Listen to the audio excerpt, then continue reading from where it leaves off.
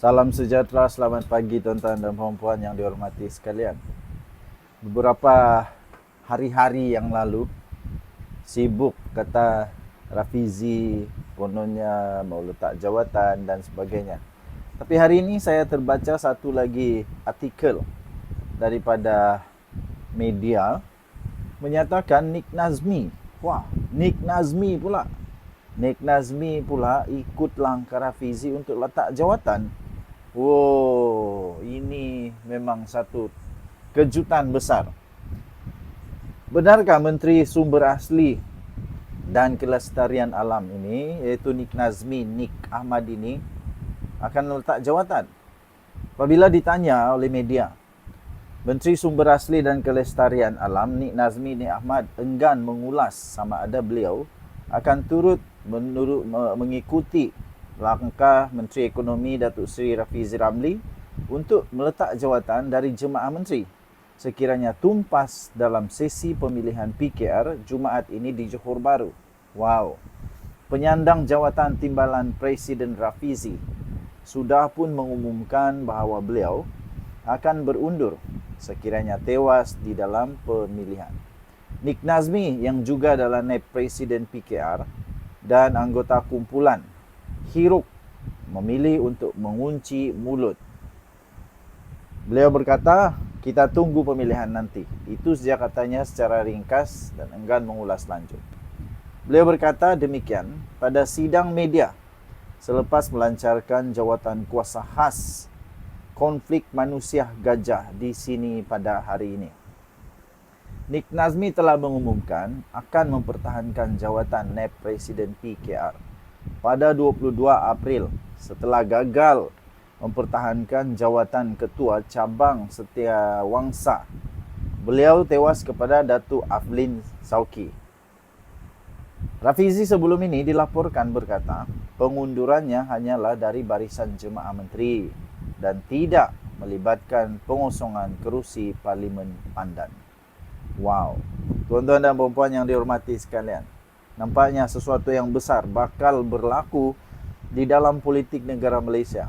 Nampaknya kita diambang satu fenomena terbaru di mana fenomena ini akan memperlihatkan bagaimana politik moden di Malaysia bakal berubah corak lagi. Ya. Nampaknya PKR juga tidak terkecuali di dalam dinamika politik yang sentiasa berubah-ubah, di dalam dinamika politik yang sentiasa sukar untuk diramal. Ya, pertama sekali ada positif dan ada negatif dia jugalah. Positif dia kerana parti politik ini dapat turut berkembang, mengadaptasi dengan keadaan terkini politik dunia. Jadi maksudnya PKR ini tidak statik. Dia tidak hanya di sana tidak mau berubah begitu. Tapi negatif dia ada juga. Negatif dia ialah persepsi umum tentang apa yang berlaku di dalam parti PKR. Itu tetap ada. Jadi tuan-tuan dan puan-puan yang dihormati sekalian, satu harapan kita ialah apapun terjadi di dalam PKR, apapun terjadi di dalam politik, ya, di dalam politik kita berharap semoga negara Malaysia terus ditakbir dengan baik. Okey, politik lain cerita. Politik lain cerita. Yang paling penting adalah untuk kestabilan, untuk negara Malaysia dapat ditakbir dengan terus baik. Okey, kita doakan yang baik-baik saja untuk Nik Nazmi. Kita berdoa yang terbaik untuk negara Malaysia. Okey, apapun keputusannya, kita doakan semoga yang terbaiklah yang berlaku. Okey, Dunyit Nadi, Suara Rakyat bergema di channel ini. Jangan lupa tekan butang subscribe, like dan share. Kita jumpa lagi. Selamat pagi Malaysia. Bye-bye. Okey, salam sejahtera, selamat petang tuan-tuan dan puan yang dihormati sekalian.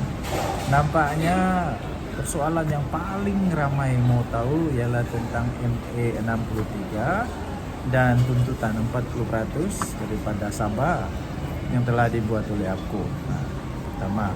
Kedua, yang paling banyak mau tahu ialah tentang penarikan semula saman daripada APCO.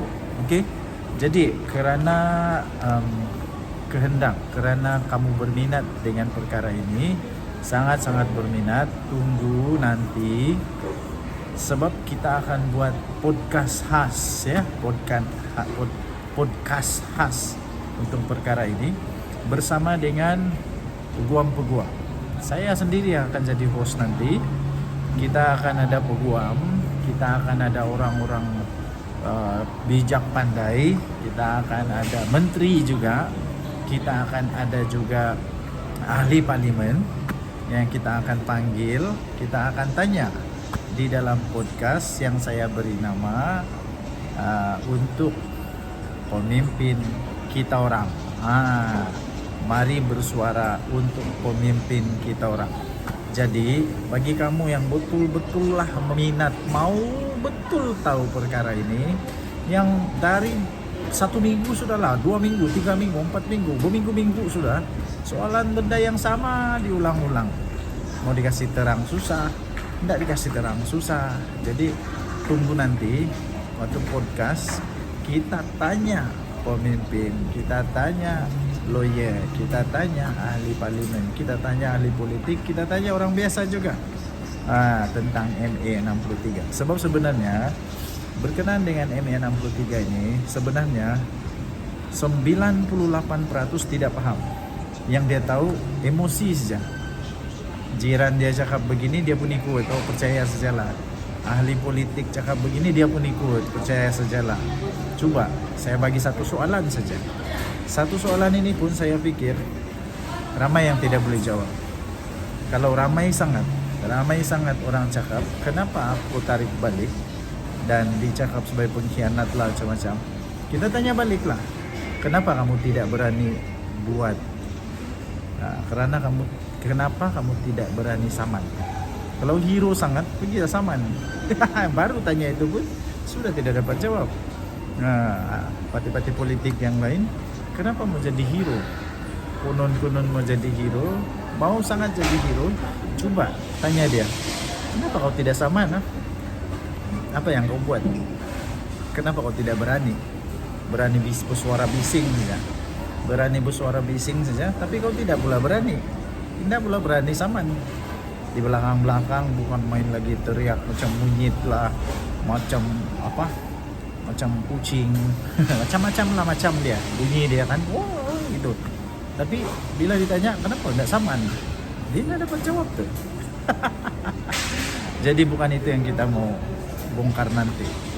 Bukan kita mau tanya kenapa berani saman, tidak berani saman, tapi yang kita akan bongkar nanti kenapa, apa itu MA 63, apa itu 40%, dan bagaimana perundingan ini berjalan, kenapa ada perundingan. Jadi jangan lupa share kepada kawan-kawan podcast kita. Tunggu nanti saya bagi tahu bila kita start. Oke? Jumpa lagi.